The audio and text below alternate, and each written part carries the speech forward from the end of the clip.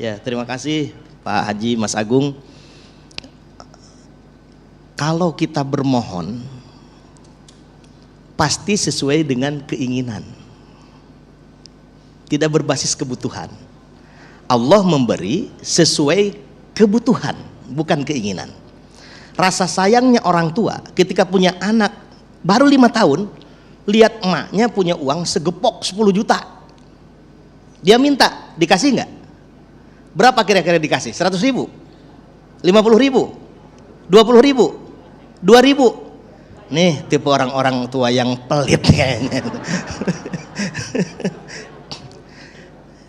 Dia merasa minta yang segepok tadi tidak dikasih, lalu ibu memberinya yang 2.000. Kenapa? Karena ibu paham itu sesuai kebutuhan dia.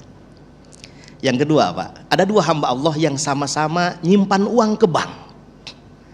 Hamba A nyimpan uang ke bank per bulan 1 juta rupiah. B juga sama, nyimpan uang ke bank 1 juta rupiah.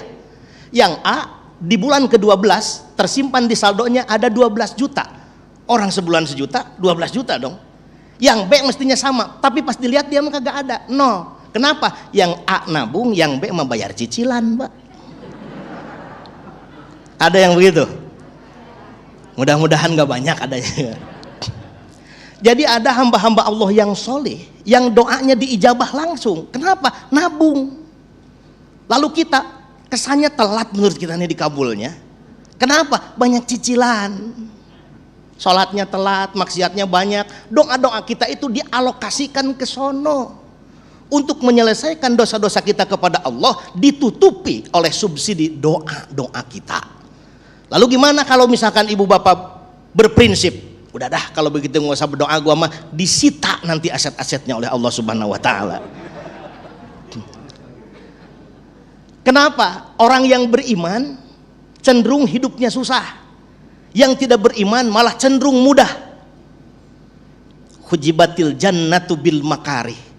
Jalan menuju surga Allah itu penuh dengan tantangan, penuh dengan rintangan, penuh dengan kesulitan. Jangankan kita, para nabi saja kesulitannya malah lebih di atas kita, tapi akan indah pada waktunya.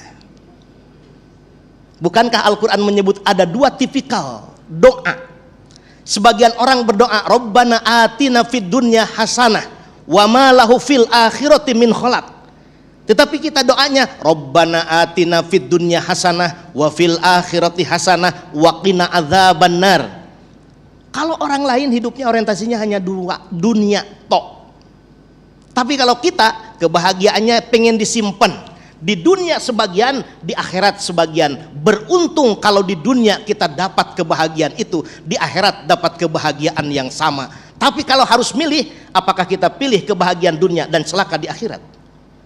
Kalau kita pilih bahagia di akhirat, lalu kita hidup susah di dunia, kira-kira kalau pilih mana nih? Jangan nekat dua-duanya, satu aja. Pilihannya hanya 2 tadi. Kita pasti akan pilih bahagia di akhirat. Kenapa? Karena di dunia ini hanya sementara. Ini majru'atul akhirah. Kita sedang menanam benih-benih yang akan kita panen di akhirat.